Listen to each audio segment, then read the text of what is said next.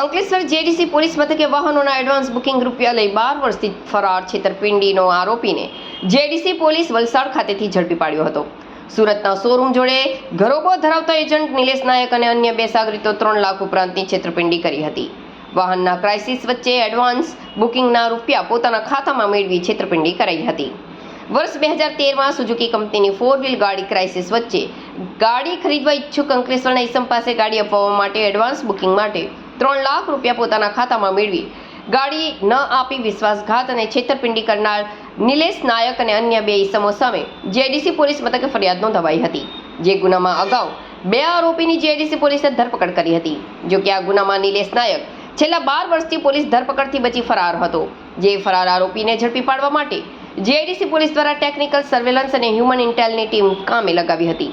નિલેશ નાયક રહે green city society, કિકરલા, તાલુકો પારડી, જિલ્લો વલસાડ અંગે જેડીસી પોલીસ ટીમને બાતમી મળી હતી. તે વલસાડ ખાતે તેના નિવાસ સ્થાને છે. જે માહિતીના આધારે જેડીસી પોલીસની ટીમ વલસાડ પહોંચી નિલેશ નાયકને તેના વલસાડ સ્થિત ઘરેથી ઝડપી પાડવામાં આવ્યો હતો. વિશ્વાસઘાત અને છેતરપિંડીના ગુનામાં 12 વર્ષથી ફરાર આરોપીને પકડવામાં પોલીસને સફળતા મળી છે. નિલેશ નાયક વાહન લે વેચની દલાલી કરી રહ્યો હતો. જે દરમિયાન